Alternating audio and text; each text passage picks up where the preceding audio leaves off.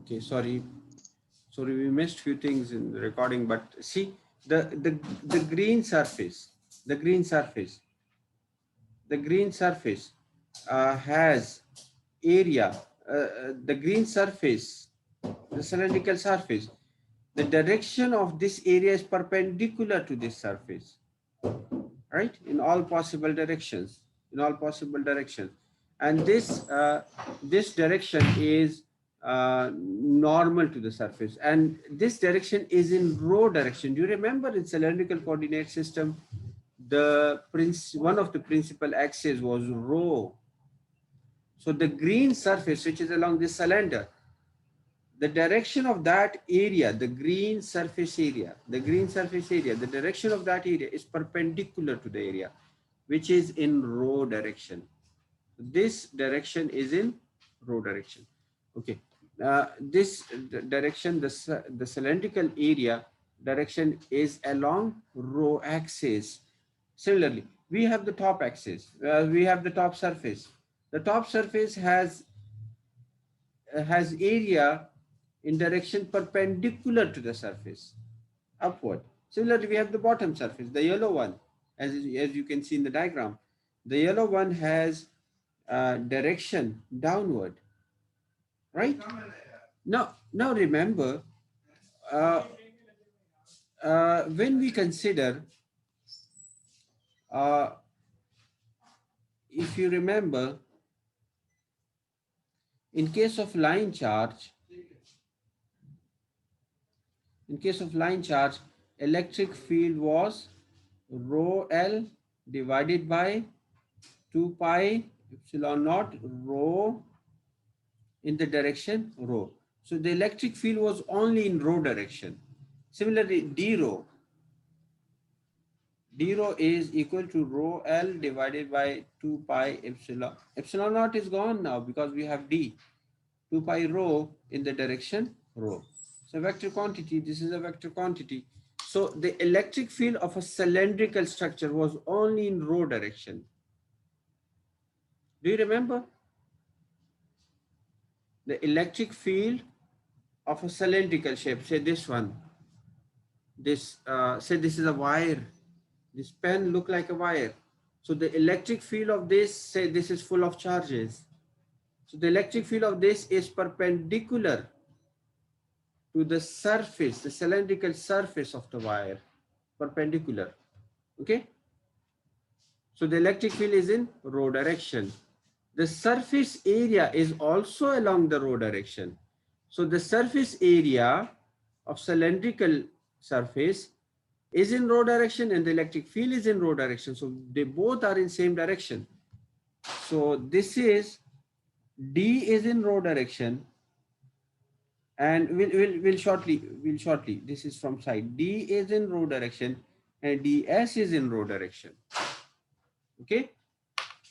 Similarly, if you consider the top side, the area is perpendicularly upward, but the electric field is in rho direction. The area is in Z direction. The area is in Z direction, but the electric field is in rho direction. So from the top side, D is in rho direction, but the area DS is in Z direction. Similarly, from the bottom side, D again is in rho direction, but DS is in minus Z direction. Okay, बात की समझ आ रही है? Any question here? No question. So हम क्या कर रहे हैं, जैसे कि हमने प्रीवियसली किसी मेटल के ऊपर हमने इलेक्ट्रिक फील्ड का टेंजेंशियल कंपोनेंट कैलकुलेट किया था. आज हम उसी मेटल सरफेस के ऊपर इलेक्ट्रिक फील्ड का नॉर्मल कंपोनेंट देखना चाहते हैं. उसके लिए हमने एक सिलेंड्रिकल शेप एज्यूम की, ये वाली, और समझ लें कि ये मेरा जो हाथ है ये हमारा मेटल है, मेटल सरफेस है, और इलेक्ट्रिक फील्ड को हमने ऐसे एज्यूम किया इस सिलेंड्रिकल शेप के अलाउंग, ये स्ट्रक्चर एज्यूम किया. तो हम ये बता रहे हैं कि इलेक्ट्रिक फील्ड सिर्फ रो डायरेक्शन में परपेंडिकुलरली. ओके, टॉप की तरफ no electric field, sorry, top की तरफ अगर इलेक्ट्रिक फील्ड है, but the electric field direction is in row direction. Top surface area किस डायरेक्शन में है? जी डायरेक्शन में। बॉटम सरफेस एरिया किस डायरेक्शन में? जी डायरेक्शन में। इलेक्ट्रिक फील्ड किस डायरेक्शन में? रो में। तो हम इस जो सरफेस है इसको तीन हिस्सों में डिवाइड करते हैं, टॉप सरफेस, बॉटम सरफेस और सिलेंड्रिकल सरफेस। इस सरफेस की डायरेक्शन जी के अलोंग है, लोअर बॉटम सरफेस की डायरेक्शन जी के अलोंग है, सिलेंड्रिकल सरफेस की डायरेक्शन रो के अगेंस्ट, रो के अलोंग है, not against, sorry, along rho, right. So हम क्या करेंगे, हम जो D dot D S equation है which is the Gauss law, so we split the Gauss law, we split the surface area of the Gauss law into three surfaces: the top surface, the sides, cylindrical sides, and the bottom surface. So d dot ds is d dot ds from the top. This is our blue field, so it should be the blue charge. Then d dot ds of the sides, this is our green charge. And then d dot ds of the bottom, which is the yellow thing, must be equal to the total charge enclosed over there. Okay, now look, you know that rho is perpendicular to z, so this thing goes to 0 because cos of dot product means cos of theta, and cos of 90 degree, which is perpendicular, so cos of 90 degree will make everything from the bottom equals to 0. Similarly, for this one, rho is perpendicular to z, so it will again make this entire thing equals to 0. Okay, समझ आ रही है बात की? Any question here? Okay, but No, sir. no question. Now, No, sir. now, now, for example, if we consider, if we consider this a lot of charge, for example, here, and suppose this is not a line. Now consider this a big charge here, okay, lot of positive charge, the red positive charge, lot of positive charge in cylinder, and this cylinder is not a line, okay, so it's not a, the cylinder is a volume, okay, not a line. So what you would do now, the equations will little change, all these equations will change a little. For line charge only, okay, so now things will change a little. Now look here, look here, if if if I make this again, look, this part of the cylinder, this part of the cylinder is in metal,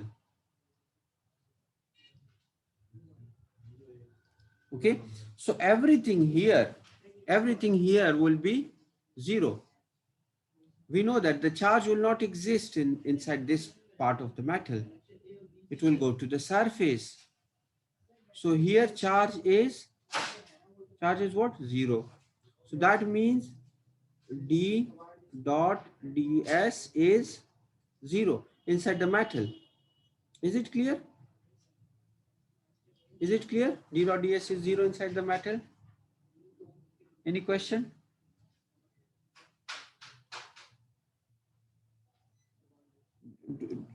We are considering now a cylinder,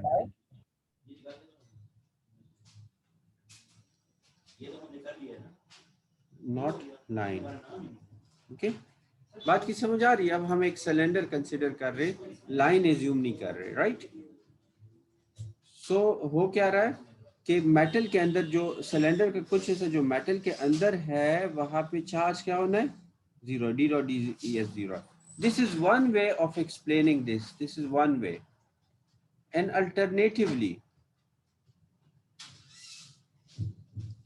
if you consider the entire cylinder, so what happens? So for example, the charge is not zero inside the conductor. Say the charge is not zero. So there will be an electric field in this direction, just for example, and there will be electric field in this direction. There will be electric field in this direction. This is E tangential. This is E tangential. This is E tangential. Okay. Okay. E tangential. This one is E tangential. So E tangential is how much? Zero. So if E tangential is zero, that means D tangential is also zero. This means D tangential is zero. Okay. Now what about the normal component? See at the normal component. E normal. E normal will exist, but inside E normal inside metal is zero. समझ आ रही है बात की? So this thing goes to zero because the normal component, the downward component is going to zero. बात की समझ आ रही है?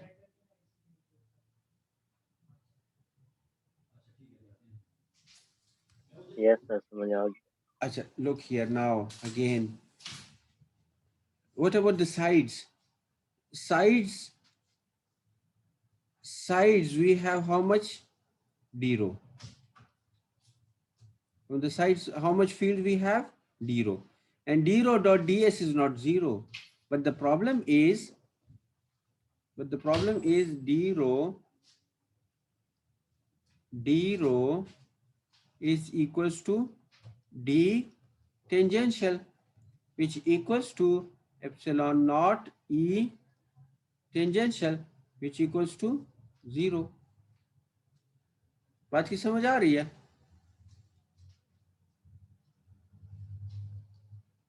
So this thing goes to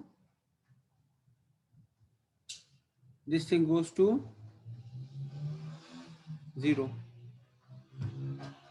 Are you getting this point? The tangential component of the electric field from the last lecture is from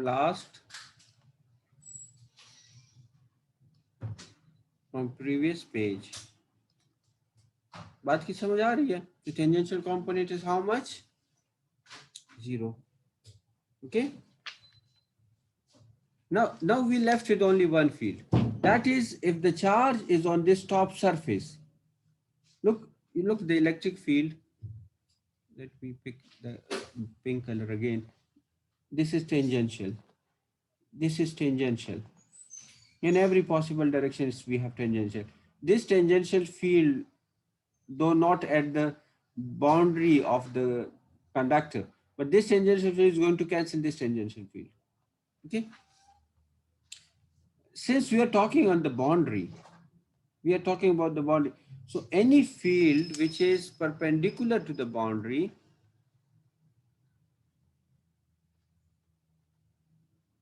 this is E normal or D normal. If we have positive charges here, on the top surface, we have D normal. We know that D normal. And normal to what? Normal to this surface. normal to this boundary. नजर आ रहा है? Diagram काफी छोटी है, नजर आ रही है?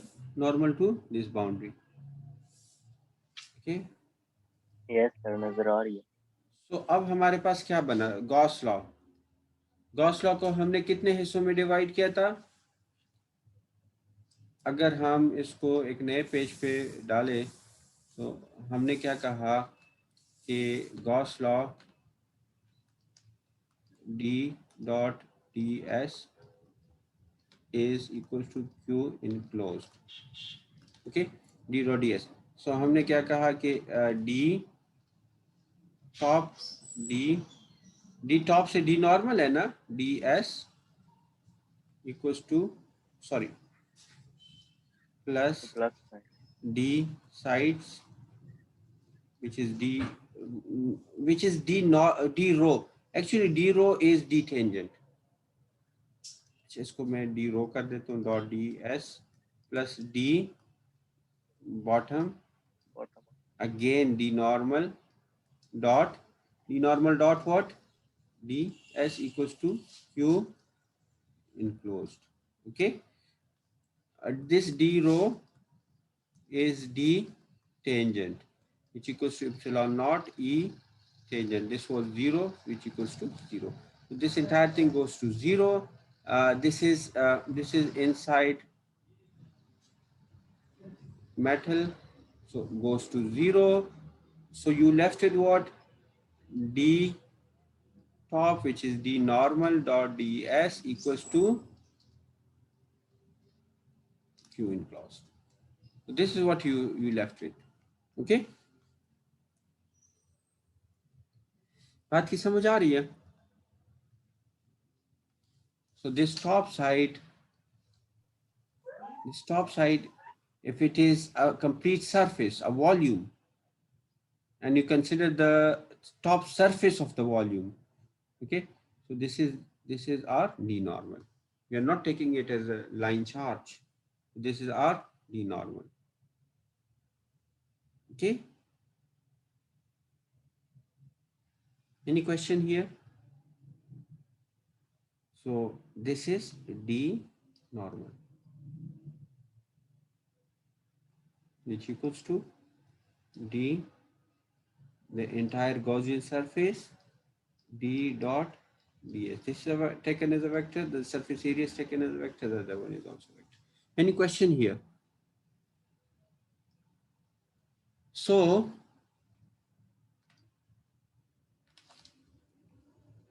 d normal dot ds is q enclosed, right? If you take the integral, if you take the limit and make it an integral, you will get the entire area.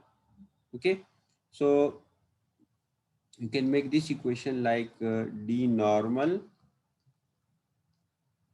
ds equals to q enclosed. Okay, um, surface area, d normal dot area equals to q enclosed. Okay, because the integral ds will give you the entire area. So d normal equals to q enclosed divided by total area. This area is the top surface area, top side surface area. Okay, so क्या बना? d normal क्या बना? q enclosed divided by area. So d normal कितना बना? Sorry,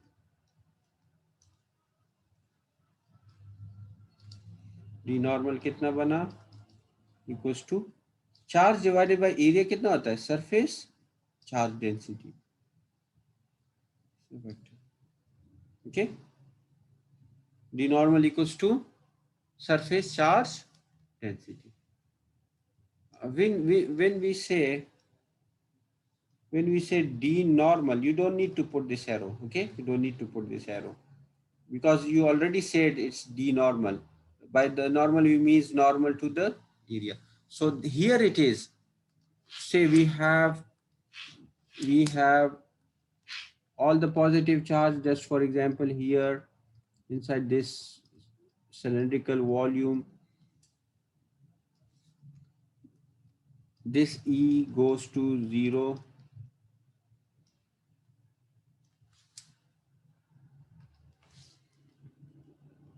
this E normal goes to 0 because in the metal, uh, this E sides is the tangential, this E tangential goes to 0 from previous definition, and this also. So what you left with?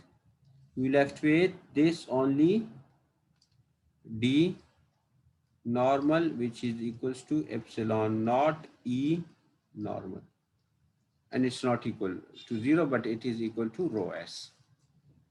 Okay, so हमारी conclusion क्या बनी कि जब भी electric field strike करेगा, right, जब भी electric field किसी मेटल को स्ट्राइक करेगा, उसके दो कंपोनेंट्स हो सकते हैं. One is this horizontal, the other one is this normal component. We call this as the D normal, which equals to epsilon naught E normal. Okay, and the other one is this D tangential, which equals to epsilon naught E tangential. Okay, and this thing goes to 0. This is E tangential, sorry,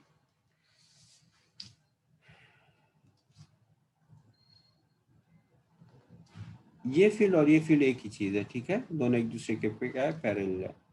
this is D tangential equals to epsilon naught E tangential equals to 0.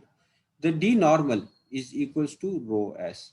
So क्या बनेगा, जहाँ पे ये जो normal component है वो क्या करेगा, वहाँ पे चार्जेस बनाएगा पर यूनिट सरफेस एरिया.